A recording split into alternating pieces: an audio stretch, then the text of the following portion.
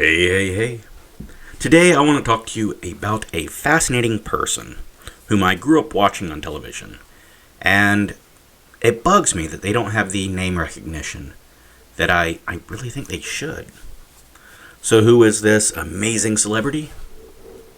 Paul Lynde. Who? Exactly my point. Paul was an American comedian, voice artist, game show panelist, and of course an actor. He was a character actor with a distinctly campy and snarky persona. Lynde was well known for his roles as Uncle Arthur on Bewitched, the befuddled father Harry McAfee in Bye Bye Birdie, and most well known these days as the Center Square on Hollywood Squares from 1968 to 1981. He also voiced many characters for Hanna-Barbera Productions. I'd make a list, but I'd be here all day. Lynde regularly topped audience polls of most liked TV stars, and he was routinely admired and recognized by his peers. In fact, Mel Brooks, comedic genius that he is, once described Lynde as being capable of getting laughs by reading a phone book, a tornado alert, a seed catalog. Now, Lynde said that while he would like to be seen as a serious actor, he said, "We live in a world that needs laughter." It's true today as well. I've decided if I can make people laugh, I'm making an important contribution. Well, Paul Lynde made me laugh often. So, thank you for that.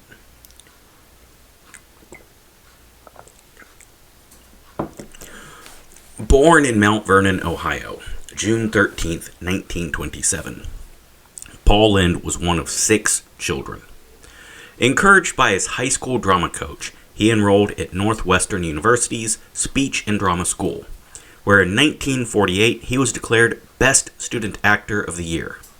His humor was very much inspired by the New Yorker cartoons conceived by Charles Addams, who went on to create the Addams Family. Upon graduation, he pursued an acting career in New York without much success.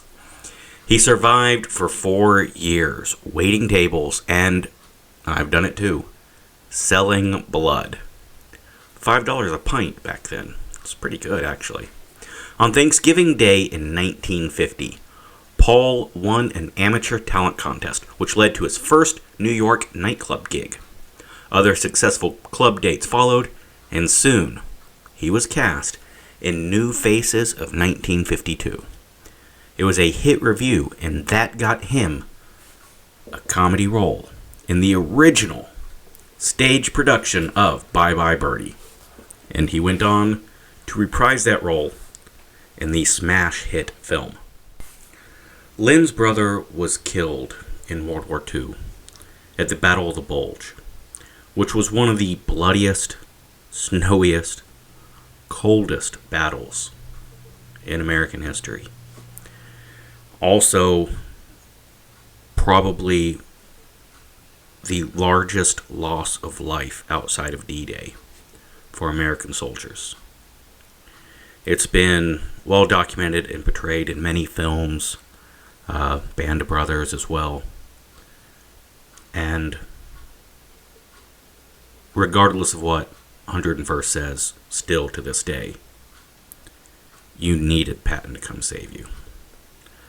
But, yes, his brother died in that hellacious battle, and it was extremely, unnecessarily difficult recovering his body and bringing him home for a burial.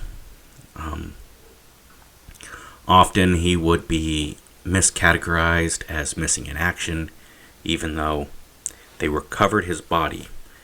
And while they knew where it was, paperwork and just, it took many years to get his brother home. Paul Lynde, both of his parents died within weeks of each other. And Paul, and probably rightfully so, believes their death was brought on by the anxiety and the stress of losing their son. In the wake of his grief, Lynde devoted all of his energy to his budding career. From Bye Bye Birdie, he got a big role in Son of Flubber, which led to many, many character roles for Disney. Mostly he played the snide, cynical, wispy little bitch. And he wearied of being typecast, but he believed that one day he would be accepted as a serious actor. And his fan base grew exponentially. In particular, after he landed the role of Uncle Arthur on Bewitched. And that's where I first remember him. And man,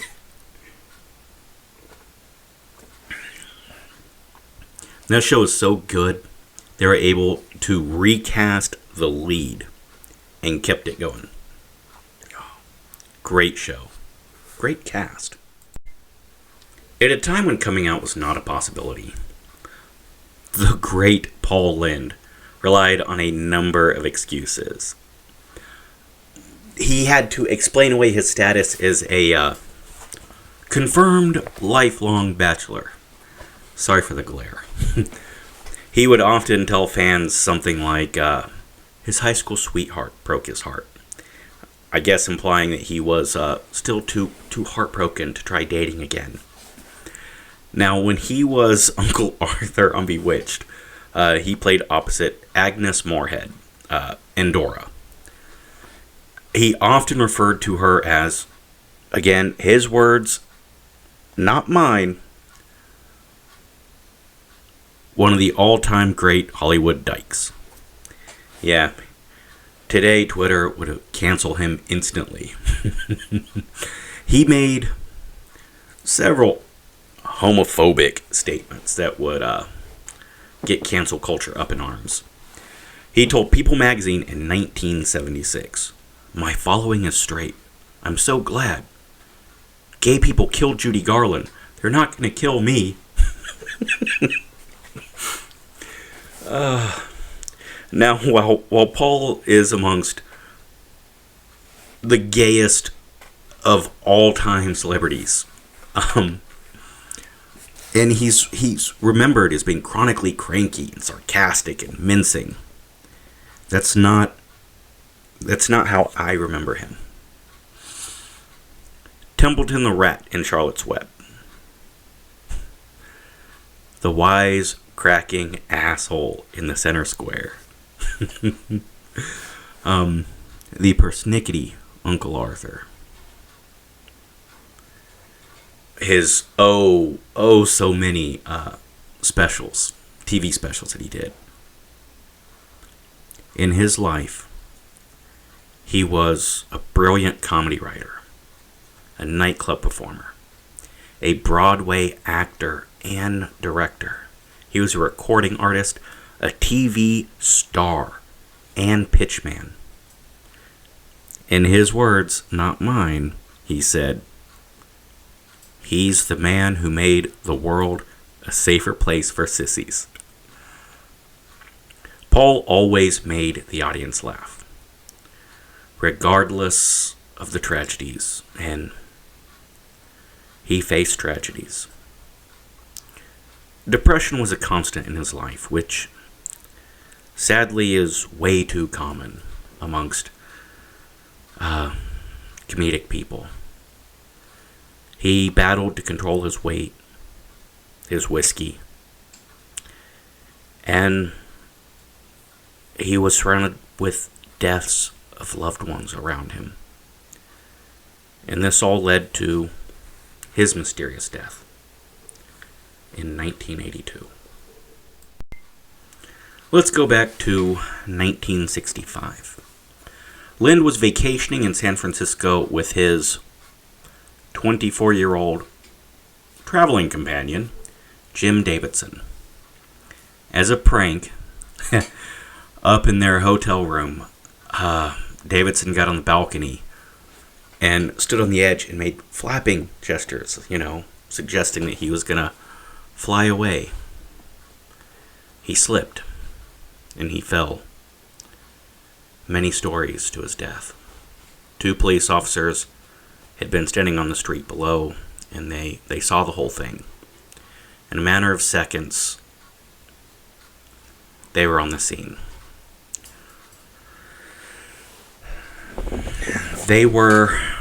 While they were comforting Paul, he remembers they said, "Don't worry, Paul, we saw it all. If you need us, we'll be here. We're not going to let them wipe you out with this." They knew it looked strange. He was younger than I was, he was good looking, and why was he there with me? Why did he jump? Why did he fall? In many, many circles, it was an open secret that Lynde was a homosexual. But they needed that plausible deniability for the Midwest and Southern audiences.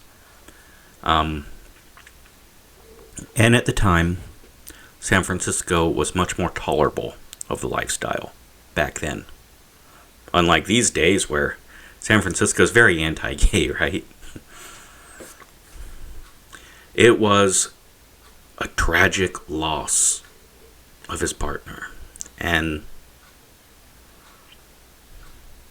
that would have taken down a lot of people.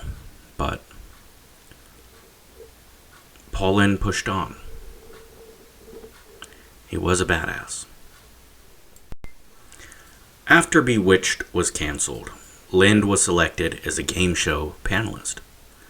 He didn't offer dirty answers on Hollywood Squares. He delivered kinky, bitchy, smart-ass responses. And he was a regular during its second week in 1966. And he joined full-time in the fall of 1968. Less than a decade later, he left the show after the National Enquirer claimed that he was fired over his drinking problem. The source revealed documentation of his nastiness and implied that his alcoholism created problems for co-stars.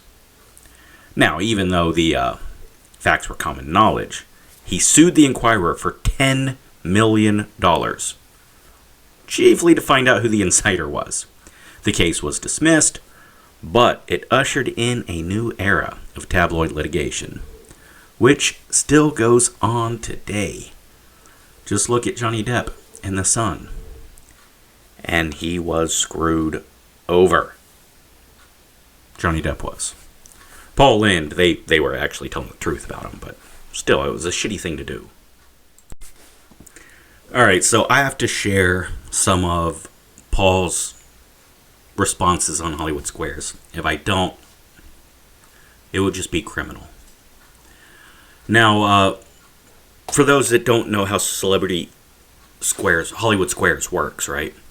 You have a tic-tac-toe board set up, right, with celebrities. And you have 2 contestants. You ask them a question, and they choose, whatever square, trying to do tic-tac-toe. And the celebrity will give a smart-ass, funny, humorous answer to the question. And then they give an honest answer. And then you choose whether you agree with them or disagree.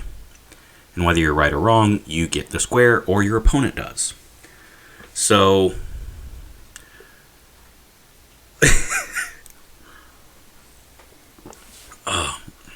Paul Lynde had some of the best responses. In the movies, Frankenstein's monster was always big and ugly. He had lots of scars.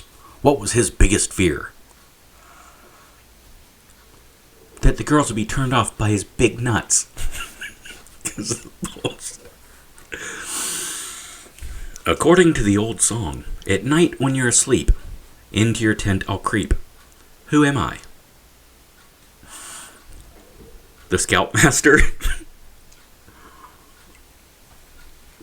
Do female frogs croak? If you hold their little heads under the water long enough. Paul, can you get an elephant drunk? Yes, but he still won't go up to your apartment.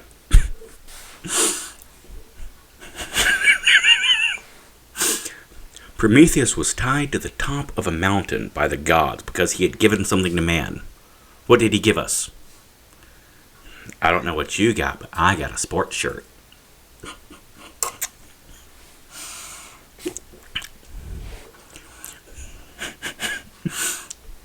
Is Billy Graham considered a good dresser? No, but he's a terrific end table.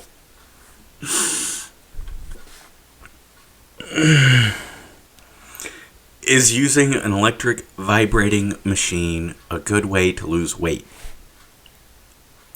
That's what I told the sales lady, but she just winked.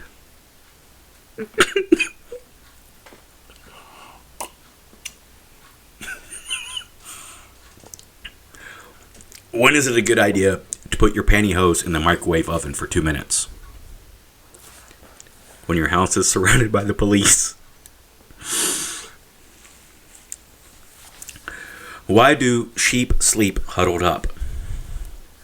Because Little Boy Blue's a weirdo. When you pat a dog on its head, he will usually wag his tail. What will a goose do? Make him bark. For my non-English speaking friends, a goose is when you pinch. It's called goosing someone. So if you goose the dog, it'll bark.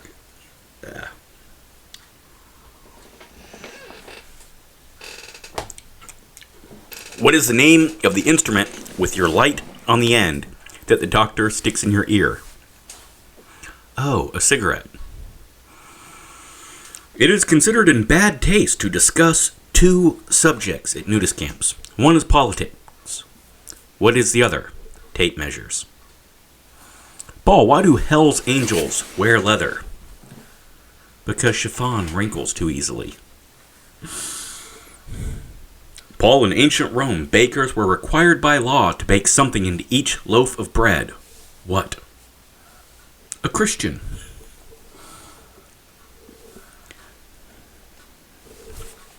According to the French chef Julia Child, how much is a pinch? Just enough to turn her on. Who are more likely to be romantically responsive? Women under 30 or women over 30? I don't get a third choice?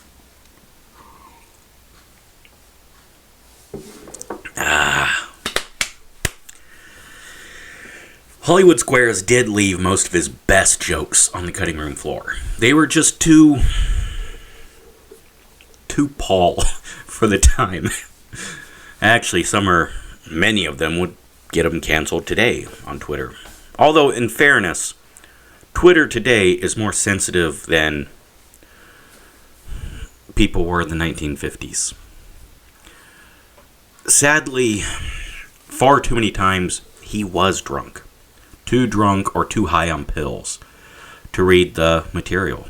He'd forget his lines. And sometimes his hateful wisecracks would be booed by the audience. And he would attempt to climb through the set and engage in scuffles with hecklers, which, yes, that is why he was fired. But damn, he was funny. Nevertheless, Hollywood Squares gig earned him some money. He got twice as much as his co-stars. And it also got him a sitcom, The Paul Lynde Show. Now, the series was attacked by critics for its similarities to All in the Family. But where it really failed was believability. Paul Lynde is just too much of a queen to play the uptight attorney family man. Ed Jurist, who wrote for the show, said all Lynde had to do was moan, "Oh, my knees," and the audience would laugh their asses off. But the show was canceled after a season, which free time gave Lynde more excuses to really start drinking. Fun fact. In Groundhog Day, there's a gag in Groundhog Day that is allegedly based off of what really happened to Paul Lynde. He was being chased by the cops, and he crashed into a mailbox. And when the cops came up, he rolled down his window. "I'll have a cheeseburger with no onions and a large Sprite."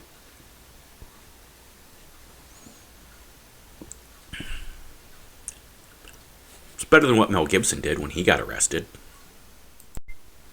On January 10th, 1982, Lynde failed to attend a birthday celebration. His friend Paul Baresi became concerned. So he and actor Dean Dittman weren't able to get him to answer the phone. So they went to his house, knocked on the door, no response. They broke into the house, and Paul Lynde was found naked and dead, surrounded by anal nitrate poppers. It's an inhalant used mostly by gay men to enhance sex. Now, stories had circulated that he had a visitor at the time of his death who fled the scene. But the official reports indicated that the stories were false, because it's so very common to use poppers alone, right? Also, Lynde regularly activated his house alarm before retiring for the evening.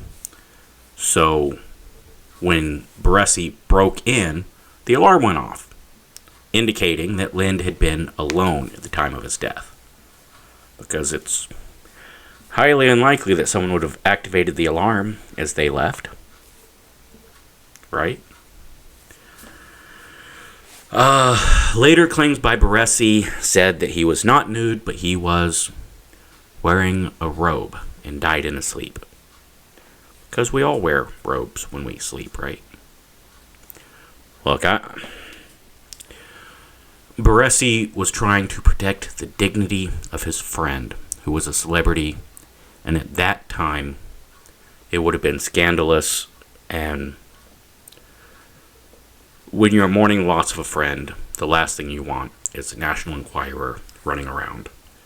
I mean, hell, a decade later, they pulled that shit with Freddie Mercury. It's wrong. His death was ruled a heart attack, and the funeral services were held at Westwood Village Memorial Park in California. And he was interred at Amity Cemetery in Ohio, his remains next to those of his brother Johnny, his sister Helen, and his mother and father were both buried in the same cemetery. Now, his television specials, I highly, highly advise that you dig them up and watch them. They are glorious, in my humble opinion. That just so happens to be correct. In 1975, he did the Paul Lynde Comedy Hour. In 1976, he did the Paul Lynde Halloween Special. Notable because it was the very first primetime network appearance of Kiss. And it had Margaret Hamilton recreating her role as the Wicked Witch of the West from Wizard of Oz. And H.R. Pufnstuf's Witchy Poo was also there, where they did a skit and they asked Lynde to help them improve their witch's image. Other guests included Betty White, the Osmonds, Tim Conway, and Roz Kelly. The Paul Lynde Comedy Hour, again, in 77, April. December 77, he did 'Twas the Night Before Christmas. The Paul Lynde Comedy Hour again in 1978. Paul Lynde at the Movies in 1979. They had Betty White, and fuck, they're great together. And just to change things up a little bit, Paul Lynde goes mad with Charo. Now, Paul Lynde regularly worked with Donnie and Marie Osmond until he was arrested outside of a gay bar, thus prompting the Mormon siblings to refuse to ever work with him again. Now, it's unclear if this is because they found out that he was gay, or if their church found out he was gay and gave them an order to never work with him again.